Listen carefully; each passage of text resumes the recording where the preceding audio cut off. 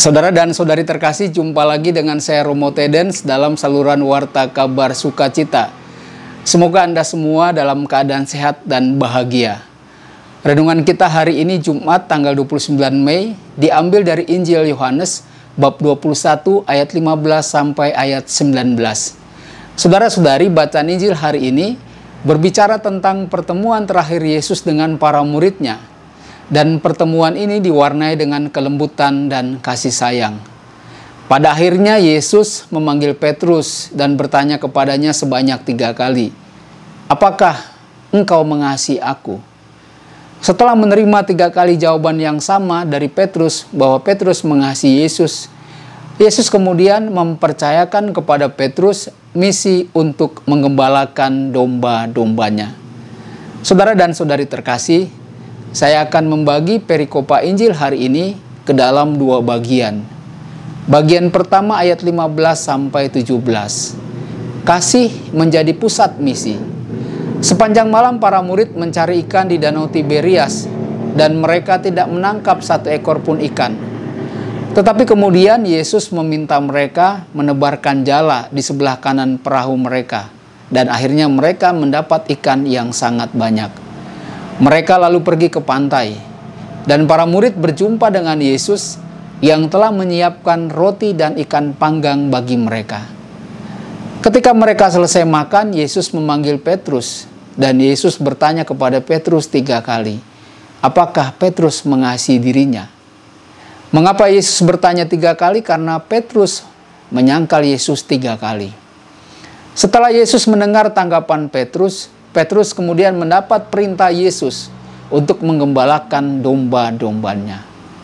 Yesus tidak bertanya kepada Petrus apakah Petrus belajar teologi, belajar kitab suci atau hukum gereja. Yesus hanya bertanya kepada Petrus, apakah engkau mengasihi aku?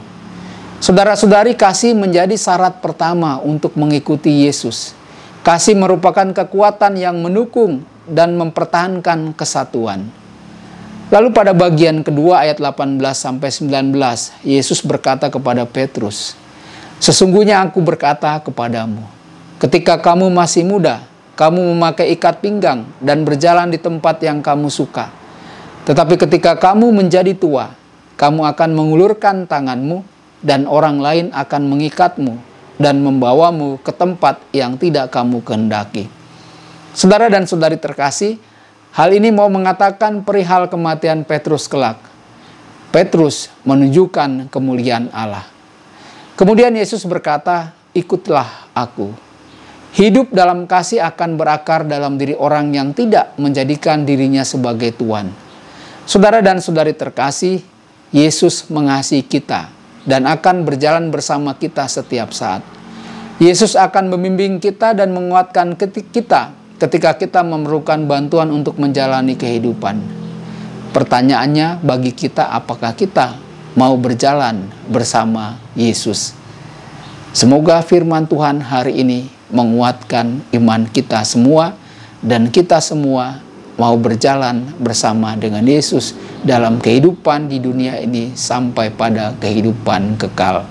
Tuhan Yesus memberkati dan mendoakan Anda semua. Sabda Allah adalah kebenaran. Sabda Allah adalah kehidupan. Mari kita mencintainya, mari kita menghayatinya. Ya Tuhan yang ku muliakan, sabda